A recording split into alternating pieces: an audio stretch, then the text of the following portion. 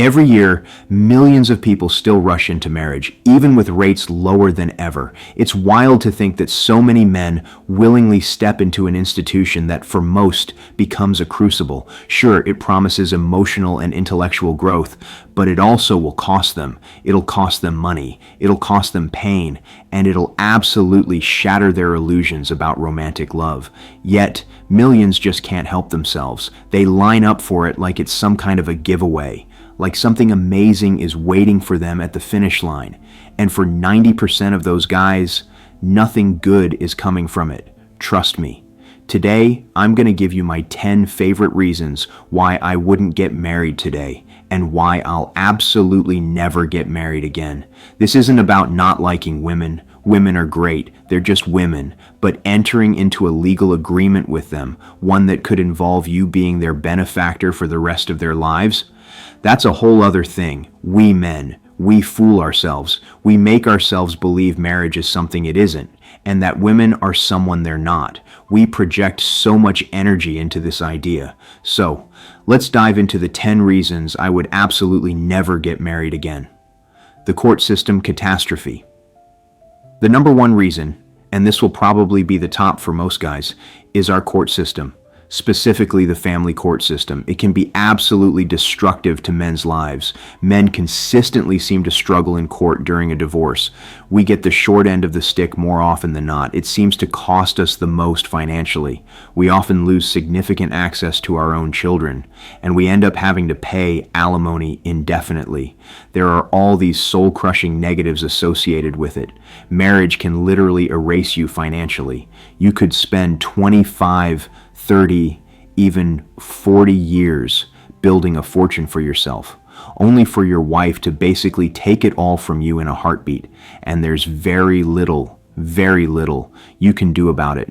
There's nothing more frustrating than being at the mercy of a court system that has complete control over your life, dictating what your financial future, and to some degree, your emotional future will look like. You have so little control. If you've ever had to deal with the court system for any reason at all, you know that sense of losing control is one of the most terrifying and frustrating things you can imagine.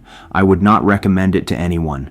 Having the legal system involved in our relationships is probably the single biggest hurdle we face in solving our relationship problems, even our fertility problems to a certain degree, because I don't think a lot of people want to enter a relationship with children involved if the courts are going to be a part of it too. We probably need to privatize marriage in some way, so courts are no longer engaged in this thing. But that's just my opinion. The bottom line, the court system will screw you as a man, and you definitely do not want to be screwed by the court system. The validation illusion. My second reason? I no longer seek external validation. Young guys often chase external validation through a relationship, and particularly through marriage. Why? Because the institution of marriage is one of the hallmarks, one of the milestones in a person's life that society uses to signal maturity and contributing membership. As men, we seek that blessing from a woman, that sense that you are authorized in the feminine world we live in, because she's willing to sleep with you and marry you. You become legit, totally legit. Young guys seek that sense of legitimacy through marriage, and I think it's a huge mistake. It's a trap, and you don't realize it. You think, okay, I've done it. I've gotten married. I'm a married man, maybe even with a family. I am totally legit. Society now accepts me as a member. You'd think that's it. No more validation needed, right? Wrong. You're going to be seeking that validation from that woman every single freaking day of your life from that day forward, because you'll have to make sure she continues to accept you. It's not just a one-time achievement. You've got to meet that standard on a regular basis. You can't just be your best self for a little while. You've got to be on your toes all the time. It's an impossible journey, man. An impossible journey. You're basically trading your freedom for validation. That's what it boils down to. Trading your opportunity to live a fulfilling, free life on your own. in exchange for validation from a woman so you can be accepted into this thing we call society. My advice, don't do it. The lost lifestyle, your home, their domain. Number 3, lifestyle. For the first time in a long time, about 30 years, outside of a brief 5 or 6 years living with my son, I feel like I have my own home. Like it's really my house. Before, it was always her house and I was just living in it. Living in your own house is completely different from living in a house with a woman. When you're living with a woman, it's like you're living in somebody's princess dollhouse. Imagine that. It's like you moved into her teenage bedroom, in a way. Everything smells like her, looks like her, and feels like her. It doesn't feel like yours. You feel like a guest in this female-oriented house, and nothing can be more uncomfortable for a man than to always be surrounded by all this feminine stuff. We had rooms in our old house I couldn't even go into because they were dollhouse rooms, made with dollhouse furniture. It's just a complete waste. A lot of you listening might think, oh, that's not a big deal, you'll get used to it. Get over it, man, all that stuff. After a period of time, it really starts to wear on you. You start looking around and saying, oh, wait a second, none of this stuff is anything I would have ever purchased in a million years. Why do I live with it? Why did I pay for it? Why is it in my house?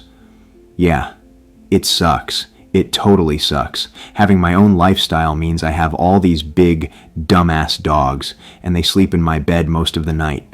This is the lifestyle I've created for myself. I eat the food I choose to eat when I choose to eat it. There's no dinner time, or lunch time, or breakfast time. It's just whenever I choose to eat. I watch the shows I want to watch, when I want to watch them, the movies I want to watch, whatever it may be. I set all the entertainment provisions. I set all the standards for that. I know this sounds like tiny little things, but it's the kind of stuff you don't really realize you miss until it's gone. And then once it's gone, you're like, why does my life feel so out of control sometimes? It's because it is out of control. It's because you're not making any of the decisions. And when you're not making any of the decisions in your own DMN life, you get fed up with that really, really fast. Having my own home, having my own lifestyle, having my own way of living without having to check with someone else to make sure it didn't conflict with someone else's agenda is a blessing. And I would never give that up again. Reclaiming your life force. The cost of commitment. When you make a commitment to another human being, a woman in particular, it demands an enormous amount of your energy, your intellectual, emotional, financial, your whole life force energy, to make sure you're living up to that commitment and keeping that relationship healthy and strong. This is not an easy thing to do. It takes, like I said, a lot of your personal resources to accomplish. But when you can turn that energy into your own lifestyle, into your own priorities, and into your own desires, you can accomplish a lot. For example, after being married, after being with my ex-wife for 22 years, and yeah, we raised 3 children during that time. By the time that marriage was over, I was broke. I had no money left. I was pretty much penniless. I don't think I had enough money to make the next rent payment in my bank account the day she walked out. She's been gone for 5.5, 6 years, and now I have not a huge fortune, but I am financially comfortable now. I'm not living paycheck to paycheck anymore. I have more money in my bank account today than I did for most of those 22 years, which is a wonderful feeling. My ability to live the life I want and to do it for as long as I want is now a reality. When she was there were a lot of priorities that were not mine, priorities that required resources I wouldn't have chosen. And I don't think you realize how significant that is until you have to go through it. That's another really valid, strong, healthy reason for not wanting to have a relationship with someone else, for not getting into a marriage. The unequal burden. When partnership isn't 50-50, next. I will never have to depend on someone else to hold up their end of the bargain. When you're in a relationship, in a partnership, they say it's 50-50, or some say 100-100. We all have to give our part. But what ended up happening, at least with me, was I felt like I was always carrying the load, like I was the one doing most of the heavy lifting. It just became part of my lifestyle, where I realized that if we were taking on any responsibility, it was going to land on me, for the most part. And when you're depending on someone to do their half or do their part, and you can't get them to do it, it can be extremely frustrating. I mean, extremely frustrating. The friend filter, when your circle shrinks. Another powerful reason, I can have whatever friends I want.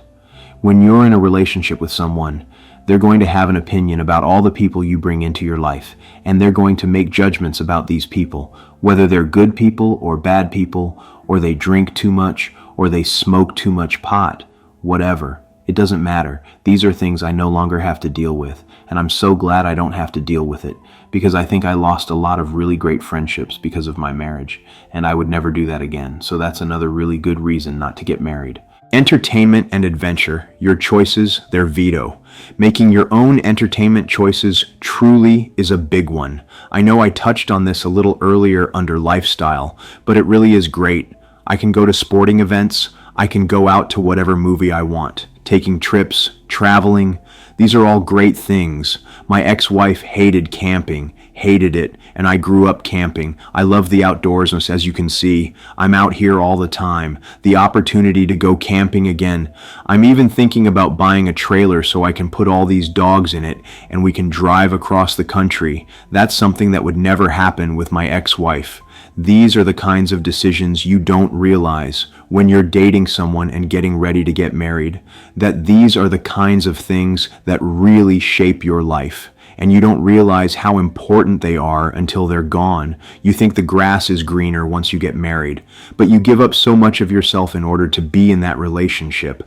I just don't know why people do it. The surrender of autonomy and authenticity.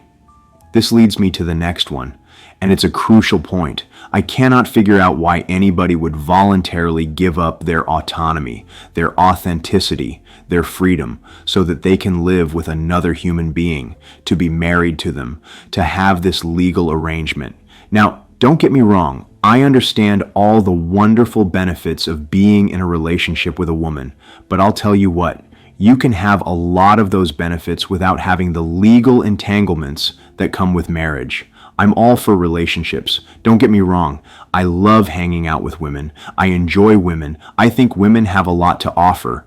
But when you add the layer of legal entanglements from a marriage, it changes the dynamic of the relationship in a way that is really unpredictable. You don't realize what you're going to get until it's happened.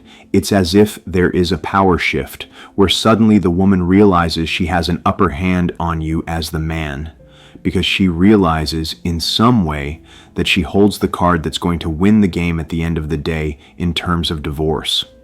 She realizes the court systems will take care of her, and they will do it at your expense. So not only is it a plan B for her, but it's also a way for her to get retribution against you if you misbehave from her perspective in any way at all, or you're not doing what she thinks is necessary for you to live up to this mythical standard of being a great husband. Then yeah, you are going to pay. You're going to pay to take care of her for the rest of her life, but then you're also going to pay emotionally, psychologically, the whole 9 yards. And I think she knows that. And I think women realize they have that leverage over men. And I think they use it. The divorce dilemma, unpredictable outcomes now. Not all women, but certainly enough of them do it that it's enough to keep most men out of this institution.